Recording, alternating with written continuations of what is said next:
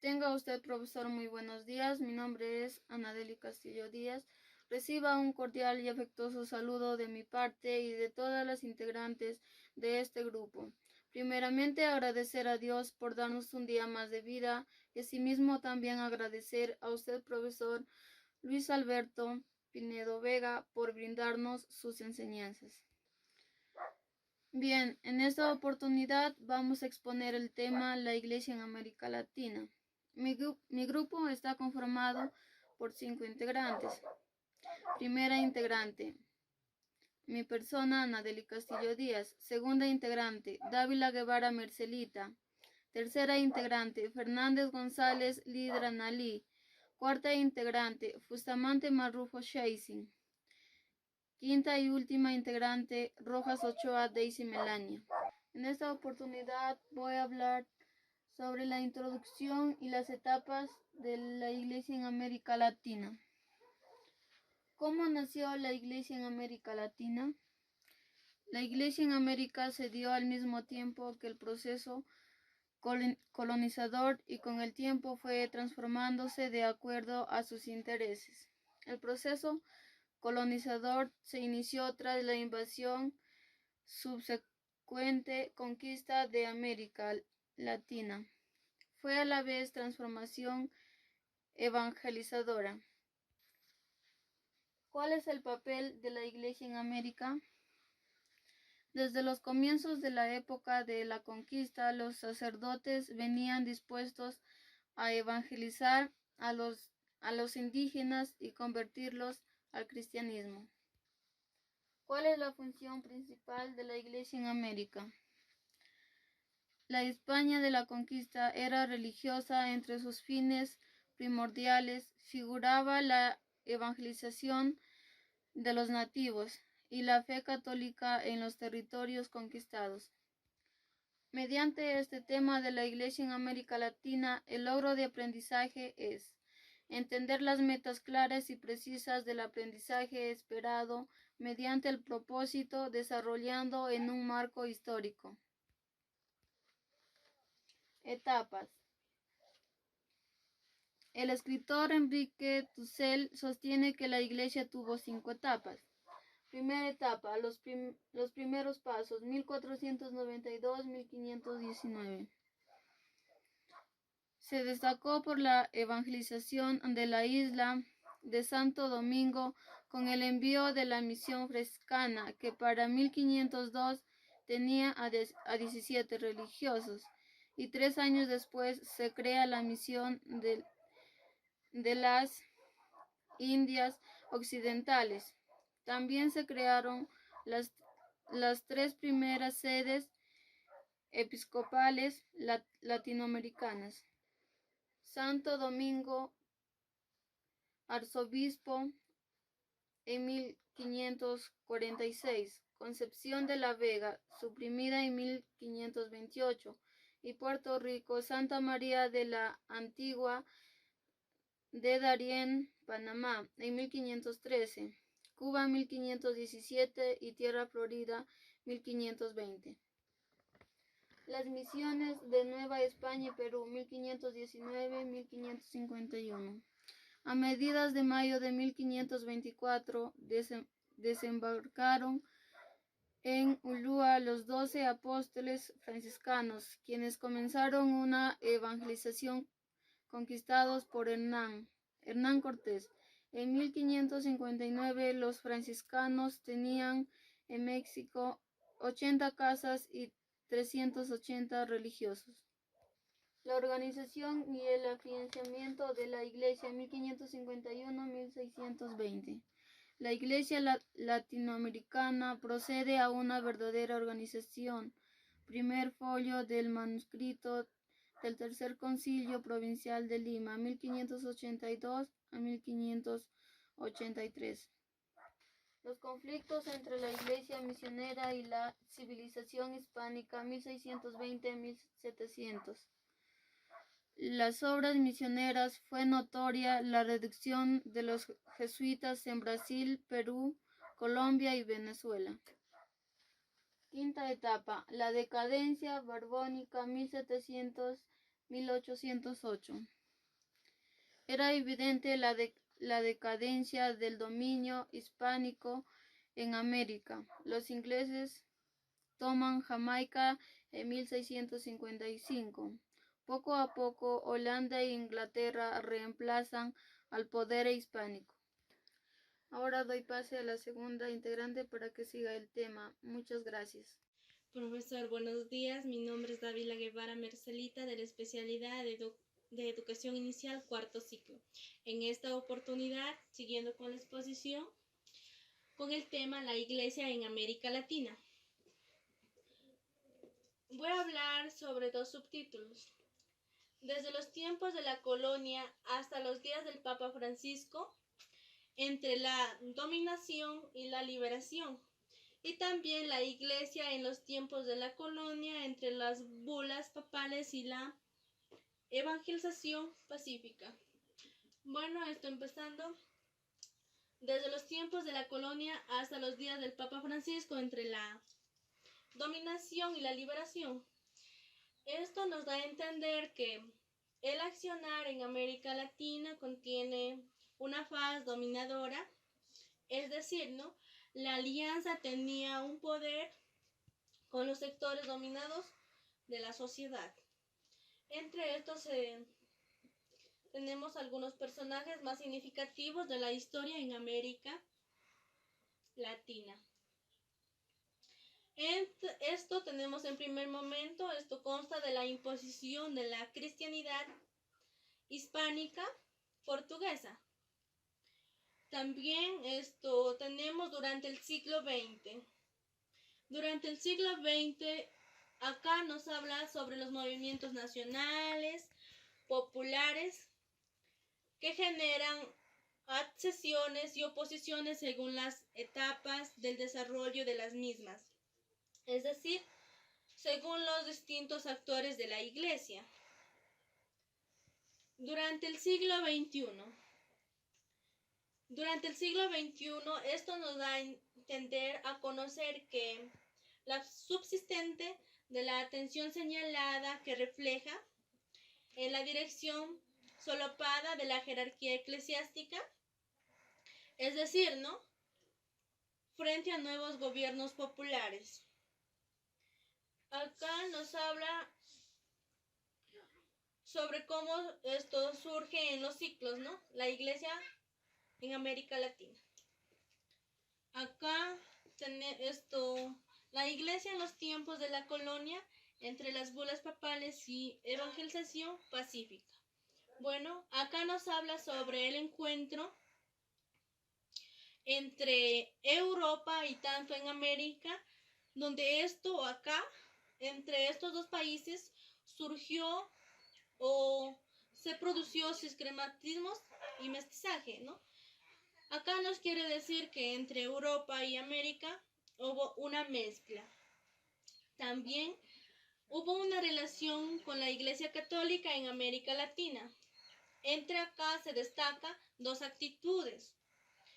La primera actitud sería que, en primer término, se reparten las tierras entre los monarcas ibéricos y también, ¿no?, así como sus habitantes y sus beneficios a través de las bulas papales.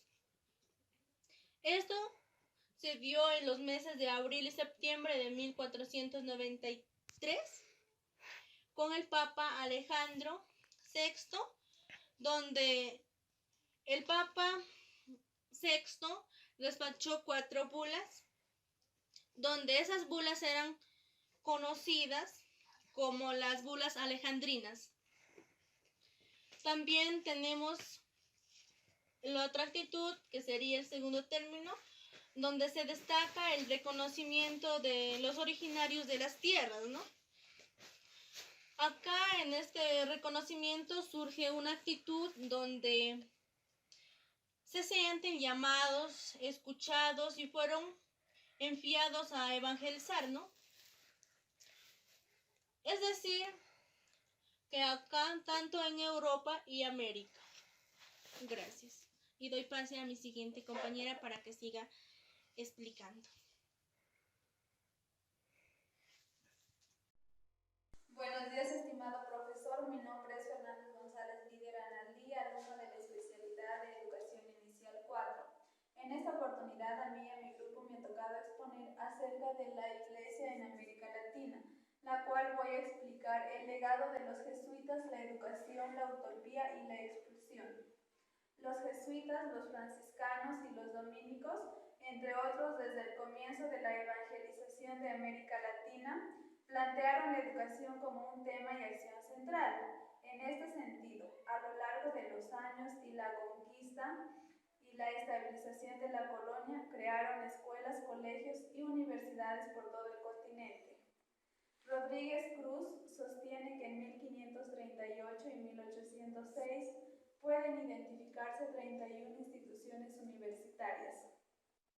Rodríguez Cruz afirma que la Universidad Hispanoamericana fue también la principal receptora, acogedora, propulsora de los principios de las ideas de libertad que irradian de la Escuela de Salamanca a través del magisterio de Francisco de Vitoria y sus discípulos.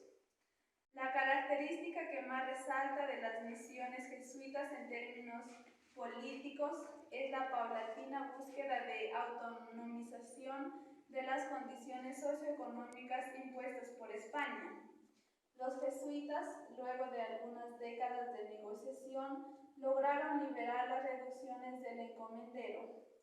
La utopía que comenzó a tener lugar iba a encontrar un límite a partir de dos acontecimientos relevantes y fatídicos. El primero, la firma del Tratado de Permuta en 1750 en Madrid, por medio del cual se afirma que los establecimientos de España tenían en tierras portuguesas y viceversa, dejaban de permanecer a dicho imperio dividiéndose con mayor claridad los dominios. Por otro lado, el hecho que acabó con las reducciones fue la expulsión de los jesuitas en 1767, por orden del rey Carlos III, pues en ese entonces la Compañía de Jesús era vista como amenaza para el poder político y económico de España y de la propia jerarquía eclesiástica. La congregación disponía de numerosos colegios, universidades y diversas residencias repartidas en toda Europa, además de contar con el favor de los pueblos y las misiones en América, todo el Perú, por el cual preocupaba a la corona y a sus miembros por temor a perder el control sobre el territorio. También influyó notoriamente en esa sanción que vivió la compañía la preeminencia del pensamiento iluminista, que buscó debilitar la Iglesia debido a sus presupuestos irreligiosos. Según Granados, durante la expulsión, alrededor de 6.000 jesuitas fueron cargados y amontonados en los barcos de la guerra española y arrojados en territorios de los estados pontificios. La disolución de la compañía fue una penosa noticia para los jesuitas. La expulsión de los jesuitas coincidió con las políticas del proyecto centralizador de la monarquía borbónica que pretendía asegurar el derecho de la metrópoli. Recién en 1814, 51 años más tarde, cuando declinó la hegemonía napoleónica, el Papa Pío VII restableció la Compañía de Jesús. Para entonces muchos de los interrogantes ya habían muerto. De los 400 que desde nuestras tierras llegaron a Europa, solo quedaron 28. La Iglesia y la independencia entre la ambigüedad de la jerarquía y la convicción de sacerdotes. Los episcopados en cada país latinoamericano obraron de forma ambigua. En algunos casos, como en México y Colombia, comenzaron siendo indiferentes o contrarios a la revolución. En Perú hubo divisiones en el episcopado y según las regiones se encontraron quienes apoyaban a los realistas y quienes se oponían. En Argentina el obispo Luez se mostró muy contrario a la constitución de la primera Junta Patria. Sin embargo, una vez que en esta se conformó, no ejerció oposición. En Ecuador, la segunda Junta Patria tuvo el obispo Caicedo como presidente. La cristiandad colonial llegó a su punto más crítico. Buenos días, estimado profesor. Mi nombre es Fernández González Líder Analí, alumno de la especialidad de Educación Inicial 4. En esta oportunidad, a mí y a mi grupo me ha tocado exponer acerca de la Iglesia en América Latina, la cual voy a explicar el legado de los jesuitas, la educación, la utopía y la expulsión. Los jesuitas, los franciscanos y los dominicos, entre otros, desde el comienzo de la evangelización de América Latina, plantearon la educación como un tema y acción central. En este sentido, a lo largo de los años y la conquista y la estabilización de la colonia, crearon escuelas, colegios y universidades por todo el continente. Rodríguez Cruz sostiene que en 1538 y 1806 pueden identificarse 31 instituciones universitarias. Rodríguez Cruz afirma que la Universidad Hispanoamericana fue también la principal receptora, acogedora, propulsora de los principios, de las ideas de libertad que irradian de la Escuela de Salamanca a través del magisterio de Francisco de Victoria y sus discípulos. La característica que más resalta de las misiones jesuitas en términos políticos es la paulatina búsqueda de autonomización de las condiciones socioeconómicas impuestas por España. Los jesuitas, luego de algunas décadas de negociación, lograron liberar las reducciones del encomendero. La utopía que comenzó a tener lugar iba a encontrar un límite a partir de dos acontecimientos relevantes y fatídicos. El primero, la firma del Tratado de Permuta en 1750 en Madrid, por medio del cual se afirma que los establecimientos de España tenían en tierras portuguesas y viceversa, dejaban de permanecer a dicho imperio dividiéndose con mayor claridad los dominios. Por otro lado, el hecho que acabó con las reducciones fue la expulsión de los jesuitas en 1767, por orden del rey Carlos III, pues en ese entonces la Compañía de Jesús era vista como amenaza para el poder político y económico de España y de la propia jerarquía eclesiástica.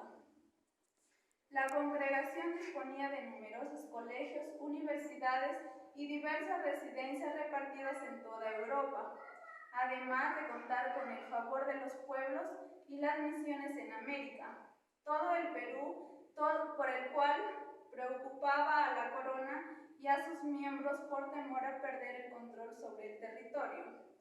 También influyó notoriamente en esa sanción que vivió la compañía la preeminencia del pensamiento iluminista, que buscó debilitar la Iglesia debido a sus presupuestos irreligiosos.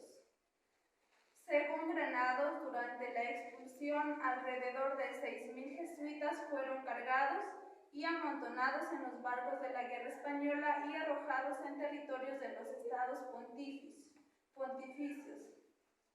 La disolución de la compañía fue una penosa noticia para los jesuitas. La expulsión de los jesuitas coincidió con las políticas del proyecto centralizador de la monarquía borbónica que pretendía asegurar el derecho de la metrópoli. Recién en 1814, 51 años más tarde, cuando declinó la hegemonía napoleónica, el Papa Pío VII restableció la Compañía de Jesús. Para entonces muchos de los interrogantes ya habían muerto. De los 400 que desde nuestras tierras llegaron a Europa, solo quedaron 28. La Iglesia y la independencia entre la ambigüedad de la jerarquía y la convicción de sacerdotes. Los episcopados en cada país latinoamericano obraron de forma ambigua. En algunos casos, como en México y Colombia, comenzaron siendo indiferentes o contrarios a la revolución. En Perú hubo divisiones en el episcopado y según las regiones se encontraron quienes apoyaban a los realistas y quienes se oponían. En Argentina el obispo Luez se mostró muy contrario a la constitución de la primera Junta Patria. Sin embargo, una vez que en esta se conformó, no ejerció oposición. En Ecuador, la segunda Junta Patria tuvo el obispo Caicedo como presidente. La cristiandad colonial llegó a su punto más crítico. Mi nombre es Shaysin Bustamante Marrufo. En esta mañana les voy a explicar sobre la declinación de la Iglesia en el siglo XIX, compromiso de los misioneros con los aborígenes y la Iglesia abre al mundo, Concilio Vaticano II, sus secuelas en América Latina. El nombramiento de los obispos para América Latina por parte de la Santa Sede agrietó las relaciones entre el papado y los reyes de España y la relación de la Iglesia con los líderes del continente. En 1827, León II nombra obispos para la Gran Colombia, impulsado por Simón Bolívar. La Iglesia permaneció desorientada y dando pasos ciegos, buscando descubrir el territorio de nuestra América. También se reflejó la caída de la escolástica, la crisis de los seminarios y el avance del laicismo. En definitiva, la decadencia de la cristiandad. La Iglesia del siglo XIX luchará para recuperar los derechos perdidos o evitar que se profundicen las pérdidas. Pero más allá de este proceso, en 1848 llegaron nuevos misioneros al continente, franciscanos, dominicos, agustinos, salesianos y jesuitas, donde llevaron adelante la tarea de la evangelización de los pueblos indios en medio del proceso de inestabilidad política y en situación económica crítica que padecía la región.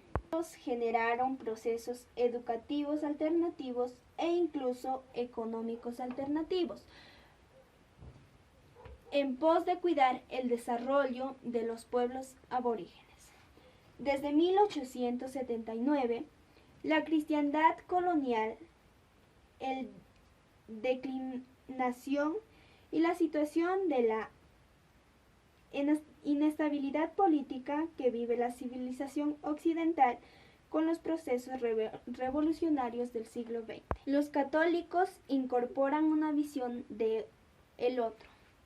En el siglo XX, la primera expresión de esta postura fue el integralismo católico. Los laicos y del clero a las ciencias sociales afianzó un cambio inmediatamente con el advertimiento de Juan XXIII al papado y el Concilio Vaticano II. Los gobiernos dictatoriales, llamado Doctrina de Seguridad Nacional. En este marco existió una amplia colaboración entre los gobiernos para ampliar estrategias articuladas.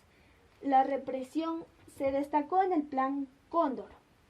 Pusieron en marcha las dictaduras del Cono Sur. El temor de varios obispos por la imposición del ateísmo comunista en América Latina los hizo inclinarse por la bendición de la dictadura, donde 26 de ellos firmaron una declaración de agradecimiento por prevenir el comunismo en la tierra brasileña.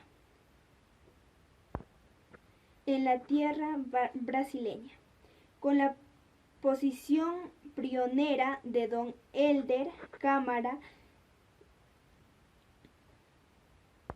con los pobres. El obispo defendía el derecho del pueblo a organizarse y a buscar la paz ligada a la justicia. La conferencia del CELAM, realizada en Santo Domingo en 1992, no tuvo impacto de las anteriores. la quinta conferencia aparecida en el año 2007. Volvió a contener de novedad referido a la religiosidad popular y la relación de la Iglesia con la cultura. Muchas gracias. Buenos días, profesor. Buenos días, compañeras. Mi nombre es Daisy Milania Rox Ochoa. Siguiendo con la exposición sobre la Iglesia en América Latina, nos dice que la Iglesia frente a los movimientos populares del siglo XX, en caso de peronismo. En el siglo XX los católicos latinoamericanos se dividieron en torno a debates políticos y ideológicos. Relación del peronismo en la Iglesia. Esto se caracteriza por tres movimientos. El encuentro de tipo de institucional y doctrinario, que es el matrimonio, oposición político o resistencia, que es el divorcio, y reencuentro con algunos protagonistas, que es el concubinato. Conclusiones. En conclusiones dice que la interpretación parte de supuestos teóricos, que la teoría interpretativa cristianidad nos permite diferenciar a la Iglesia de un modelo histórico. En la primera época de la cristianidad colonial, la cristianidad colonial es la que dominaba. En la segunda época colonial se encuentra todavía la inmensa mayoría de la Iglesia latinoamericana. Bueno, eso es todo, profesor. Gracias.